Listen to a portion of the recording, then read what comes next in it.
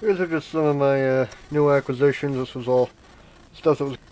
Got a pair of silicon controlled rectifier half bridges that are probably good for many tens or hundreds of amperes. They're PowerX USA. Date code week 49 in 2009, so they're fairly recent. There'll be some three-phase bridge rectifier application. Then I got a pair of these Brown Bovary, I think 200 ampere, really big rectifiers. These are designed to mount between a pair of bus bars, which doubles cooling since I'll have coolant running through them. There's a 20A marking on these, which would show up if this camera didn't suck in macro mode. But I think that probably means 200 amperes because there's no way that this is a 20 ampere rectifier because it's way too small, or because it's way too big. The 20 ampere would be a lot tinier than that. And then I got a Allen Bradley 24 volt DC delay on relay. Just anywhere from 1 second to 100 hours timing range. Then I got a bunch of relays, and this isn't all of them. Bunch of mix 120 volt coil, 24 volt DC, 24 volt AC, 12 volt DC, and there's also some trim pots and indicator. The blue thing's a trim pot. Let's see, switches,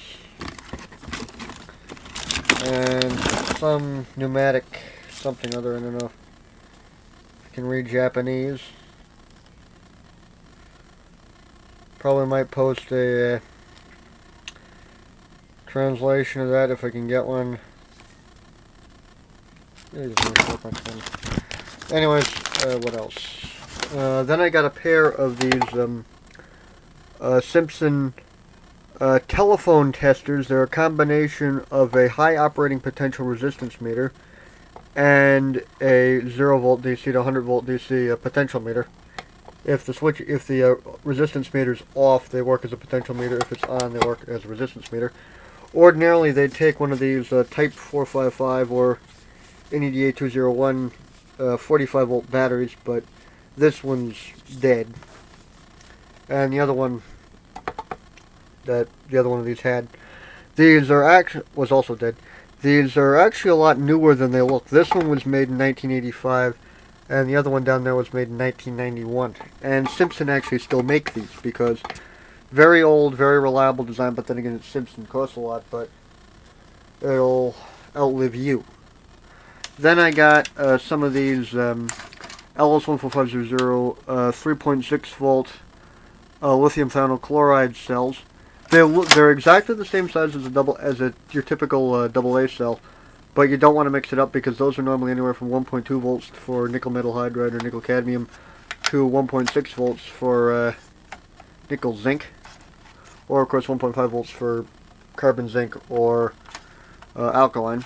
But these are 3.6 volts, so you don't want to mix it up. There are lithium cells that are 1.5 volts, but those use a different chemistry. So I got 3 trays of these. They're 20 cells to a tray, and this one's got couple of cells. On Amazon, these guys are about $7 each, so that was something to save some money, assuming I can find a use for these. And I got a bag of about 70 batteries, each of which is made of a pair of these cells. They're also French-made shafts, but these ones are a little new. These ones are day 307 of 2000 they were made. These ones are, I think, day 80 of 2007, so these ones are a lot newer. But one advantage to these is that they'll last for at least 15 years just on the shelf. Then I got a big parts tray, pretty much fuses of every description. Some of these dinky little metricated 197 mil by 787 mil dinky tiny fuses, and a lot because my brain does not work on metric, but I'm good at number grinding, so it's easy to convert it to normal units. Then these are 1/4 inch by 1 1/4 inch fuses, which are a lot bigger, much better braking, much better arc resistance because they're a lot longer. And I got some, let's see, there's ABC4, yeah, it's a 4 ampere ABC fuse. There's a wall description in here. Like this. Very low current fuse because you can see there's a little resistor in series with to limit the current. That one is a 6.2 ohm resistor, I think. Yeah, SPC. MDL 200 milliampere. Okay, yeah, so 0.3 ampere, 0.32 ampere, 0.1 ampere, 0.1 ampere, 0.1 ampere. There's a lot of things. And there's Morse connectors, which I don't have any mating things for, don't think, that aren't in use, but there's a regular retailer at a lot of the Hamfest around here that carries that, so I'll get one there probably. LM323K TO3 package, 5 volt 3 ampere potential regulator, fuse holders, more switches. What's the static warning, static sensor device? Of course, it's NTE4049. That's a 4000 series CMOS logic chip, capacitors, fuse holder, LEDs, power transistors. Those are MJ423s. Tip 147s, tip 147s, tip 102s, MJ423s. Let's see, those are 2S739, 2SD641. Those are chips. They're partly because they're made by transistors or Toshiba, and they're the 2S letter number, which is the standard Japanese way of doing it, whereas the European ways like PC337s, letter, number, or the American 2N, number. And let's see, ELM340, that's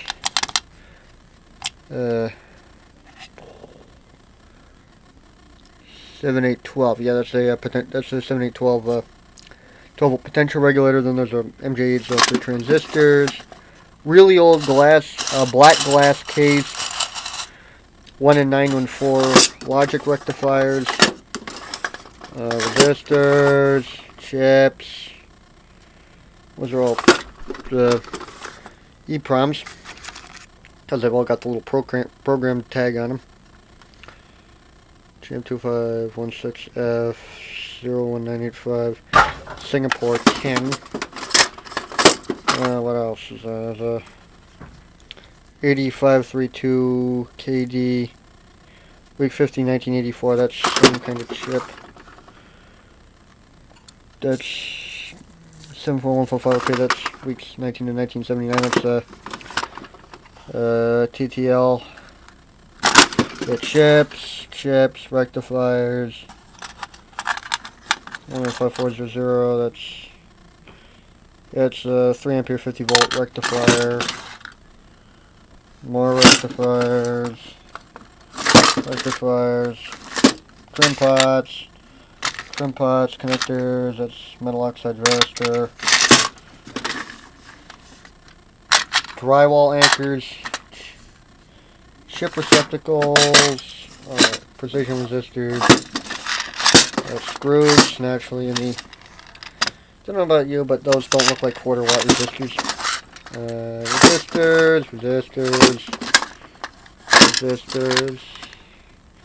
Resistors, O-rings. 1N751A. Those are 5.1 volt quarter watt Zeners, I think. These are more of those little tiny metric gated fuses. Or sure, it has made either in Luzern or Eindingen, however you translate that. It's in both French and German, so I presume these are Swiss made. It's 6.3 ampere. Yeah, Luzern, they're Swiss. And ELM741 operational amplifiers. Plug, more chip receptacles, and some unconnected yellow Anderson power poles. Might have a use for those, but my standard for 12 volts is the cigarette lighter because receptacles, because they're a lot more common, they're somewhat cheaper, and they're reusable. Those are Molex pins and a bunch of these ribbon cable connectors. So, and then let's see, in this box, security panels, cameras, motion sensors, plug-in wireless alarm system, more relays, oh, that's an alarm transponder. Then I got a couple of these precision resistors that are adjustable. These are, it's million ohms, and it's good for, this one's good up to almost 100 million ohms. I don't go down as low as 100 milliohms, and this one is probably a somewhat lower end, and by somewhat lower end I mean nearly $100 nowadays. Resistance, it's a ohmite ohm ranger. It's good for anywhere from an ohm to 11,111,110 ohms. And yeah, power rating half watt, do not exceed 250 volts. Yeah. And then these are logic I/O devices. Input 10 volt to 32 volt DC. And then these are, these are normally hideously expensive, by the way. These are output 60 volts DC, 3 amperes. These are, yeah, these are output DC solid state relays. Little integrated fuse, which is one of these interesting little round ones with a pair of little pins on the bottom. And then the transponders and stuff. And all of it was getting checked, so this is why it's good to dumpster dive.